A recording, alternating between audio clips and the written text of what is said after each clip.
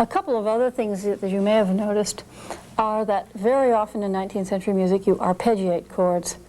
And a lot of people say, oh, well, this is in order to allow you to bring out the top because they're not good at just doing it. But we've seen that that's perfectly possible to do that without breaking up chords. So the reason for breaking up the chords is to make them rounder and smoother, to sort of rub the edges off of any roughness in the rhythm, to just make the whole thing more silky and gentle, so that you just don't, if you played it like a march,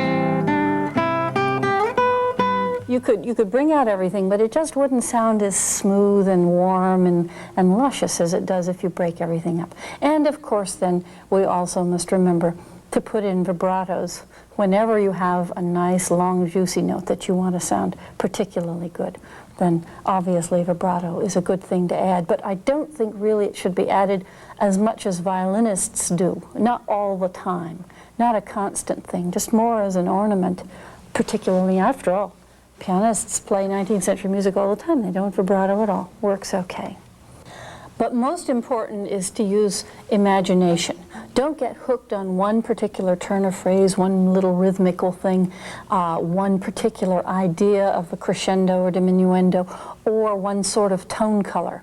Because this music is meant to be played by flamboyant people who wouldn't just do the same thing even twice in a row, and they certainly would use a large repertoire of all sorts of tricks and ideas and things to keep the listener's attention. You never want them to fall asleep on you. You always want them to not know what's going to happen next, and you keep pulling the rug out from underneath them all the time.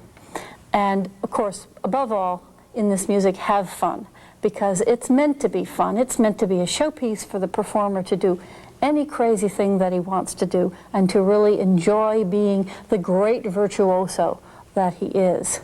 So the last piece that I'll play is the Tarantella by Johann Caspar Mertz, and this is a very easy piece to have a lot of fun with because it is absolutely crazy.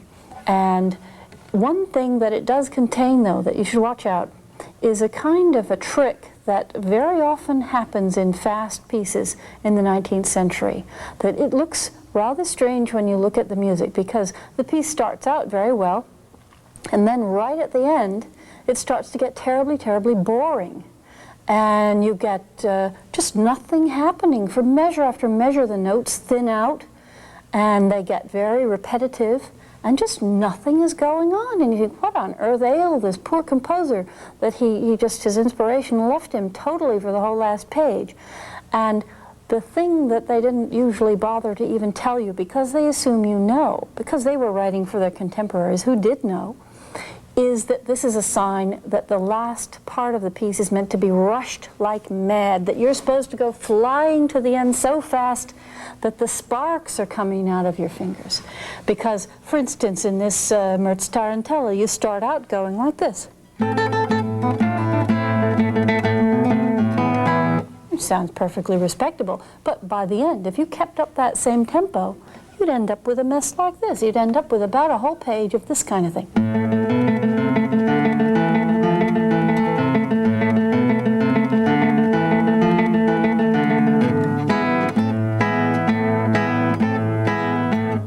Nothing going on.